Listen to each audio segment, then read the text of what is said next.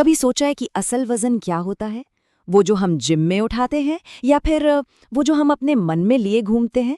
चलिए आज इसी सवाल का जवाब ढूंढते हैं एक कहानी के जरिए, इच्छा शक्ति के वजन की कहानी। देखिए, ये कहानी सिर्फ मसल्स बनाने की नहीं है। ये उस अंदर की ताकत के बारे में है, वो हिम्मत जो हम सबके अंदर कहीं छुपी होती है। तो चलिए इस सफर पर निकलते हैं और जानते हैं कि ताकत का असली मतलब क्या है।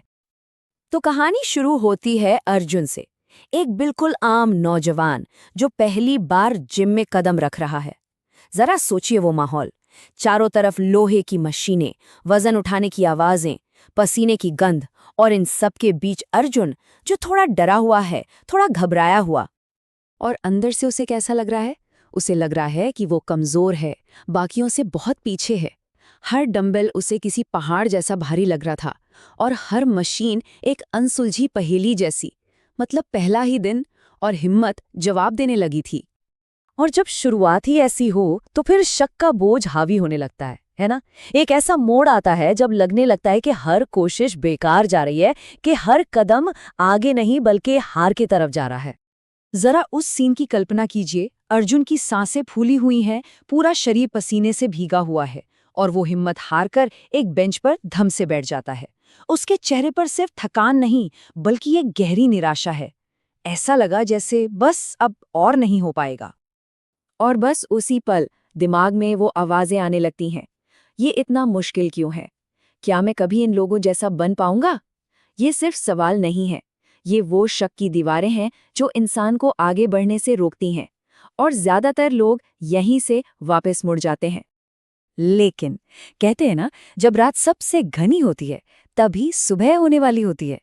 ठीक इसी हार के पल में कहानी में एक ट्विस्ट आता है। एक मेंटर की एंट्री होती है, अर्जुन का ट्रेनर, जो कुछ ऐसा कहने वाला था जिससे सब कुछ बदलने वाला था। ट्रेनर ने बस इतना कहा, ताकत सिर्फ मसल्स में नहीं होती, असली ताकत तो इस बात में है कि दर्द होने के बावजूद तुम अगले दिन फिर से आते हो। बस ये एक लाइन, यही वो पल था जिसने अर्जुन की पूरी सोच को हिलाकर रख दिया। ये कहानी का सबसे बड़ा टर्निंग पॉइंट था। तो अब अर्जुन के पास एक नया नजरिया था, एक नई दिशा थी। अब उसका फोकस सिर्फ वजन उठाना नहीं था, बल्कि अपनी सोच को मजबूत करना था। असली बदलाव की शुरुआत अब अंदर से हो रही थी। ये बदलाव रातों रात नहीं आया। दिन बीते, हफ्ते बीते, महीने लग गए। कई बार शरीर में बहुत दर्द होता था, लेकिन अर्जुन फिर भी आता था। उसने छोटी छोटी जीतों को सेलिब्रेट करना सीखा, चाहे वो एक एक्स्ट्रा पुशअप हो या बस थोड़ा सा ज्यादा वजन उठाना। धीरे धीरे यही आदत उसकी ताकत बन गई। तो अर्जुन का नया फोकस क्या बना?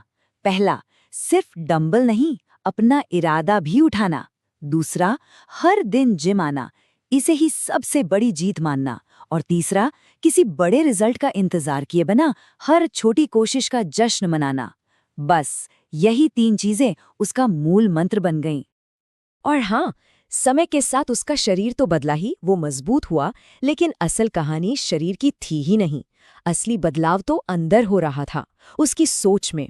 अब वो एक ज्यादा आत्मविश्वासी और मजबूत इरादों वाला इंसान बन चुका था। और यहीं पर अर्जुन को कहानी का सबसे बड़ा सबक मिला। उसे समझ आया कि वो असल में कौन सा वजन उठा रहा था। अब जरा इस पर गौर कीजिए, क्या जिम के डंबल्स और बारबेल्स सच में सबसे भारी हैं? नहीं, उनसे कहीं ज्यादा भारी होते हैं हमारे बहाने, हमारा खुद पर किया गया शक और फेल हो जाने का डर। अर्जुन ने इन्हीं असली वजनों को उठाना सीख लिया था।